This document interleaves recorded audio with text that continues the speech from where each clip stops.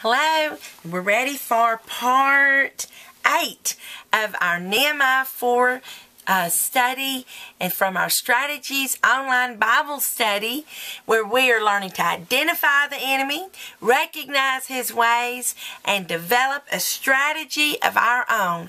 We read verse 9 in the last little section, but I didn't get to completely comment on it, and I wanted to look at that again before we move on. We're trying to do verses 9 and 10 in this portion. In verse 9, after we have seen that the enemy once again was built up and angry that the work had not been stopped and the breaches were beginning to be repaired. Oh, just grab that visual in your mind. Just that thing that seems so unattainable to you. That thing where you thought, I cannot get there from here. I just can't do it. It's impossible. There is a gulf. I want you in your mind to start to see the breaches to be closed, the gaps to be repaired, that there will be a miraculous way for you to accomplish this thing that God has put in your life. That's what I'm counting on. Now, verse 9 said, nevertheless, we made our prayer to our God. See, here's our pattern again. The enemy attacks, and they pray. And now it doesn't just say Nehemiah did so, but we did. We did. Now the people are joining into this pattern, this powerful pattern of praying and then taking action. And it says, their action then, after they made their prayer unto their God, our God, it says they set a watch against them day and night because of them. We have to set a watch. The Bible has a lot to say about this. In Matthew 26:41 it says that we are to watch and pray. And as a matter of fact, I'd like us to turn to Luke again. I told you we were going to be looking a lot at Luke, these several little sections that we were looking at. Luke chapter 21 this time. So just take a moment and turn there in your own Bible. And I'm going to be reading from the New Living Translation, and that's Luke 21. And we're going to read, let's start with verse 34. Watch out, he says. Don't let your hearts be dulled by carousing and drunkenness and by the worries of this life. Don't be deceived. Don't be distracted. Don't get discouraged. Don't forget what you're supposed to be doing. Don't wander off picking daisies when we've got a work to do here. Don't let that day catch you unaware. Oh, how the enemy likes to sneak up on us right when we think we've got the guards here and we're ready, we're on alert and we're watching. Oh, how he loves to catch us unaware.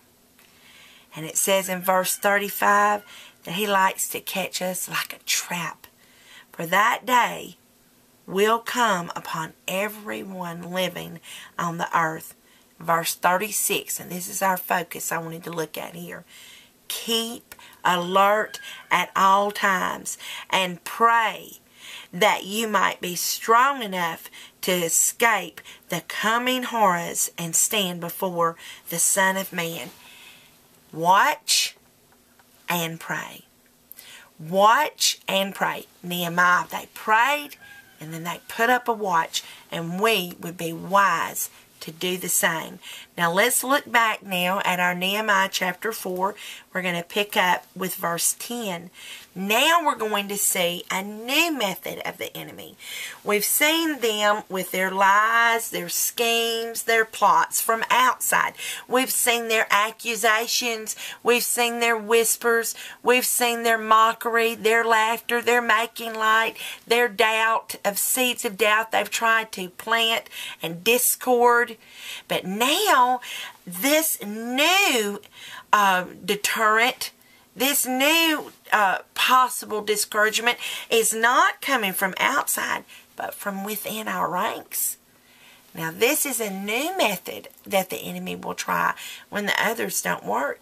If he cannot get you discouraged from without, he may try to discourage you from within. Let's see what happens. It says in verse 10, Judah said, the strength of the bearers of burdens is decayed, and there is much rubbish, so that we are not able to build the wall. Now here was a part of Israel. Here was a group of workers who had been diligent, who had helped, who had been called, who had participated in the work, and they have grown discouraged. And now their discouragement is going to possibly affect everyone around them and the work of God in general. And why are they discouraged? Because of the rubbish that was left over from when the walls were destroyed originally. They can't work around it. They're trying to get the supplies there. They're trying to do what they feel like their part in their assignment and their portion is in this work. And they said, we can't do what we need to do because of the rubbish that is in our way. When I read this, it just made me, I just felt like this. Every once in a while, I just feel like the Lord takes the top of my head off and drops something in it. That's not a scriptural basis. That's just Stephanie. But every once in a while, it's like he just opens my eyes and I just see something so clearly. And it was right before the new year of 2011 that I realized there's some junk and clutter in my heart, that even when I do have the mindset and even when I am determined to follow after what I think God has put before me, there's some clutter in my heart, in my way. And that rebuilding process can't go as smoothly, and it makes me grow weary and tired. And when you get weary and tired, discouragement is right behind that, waiting to take hold of you. And the scriptures tell us that we are not to grow weary in well-doing. So how do we prevent that? Well, it's time to sweep out the leaven for 2011. That's my motto, remember.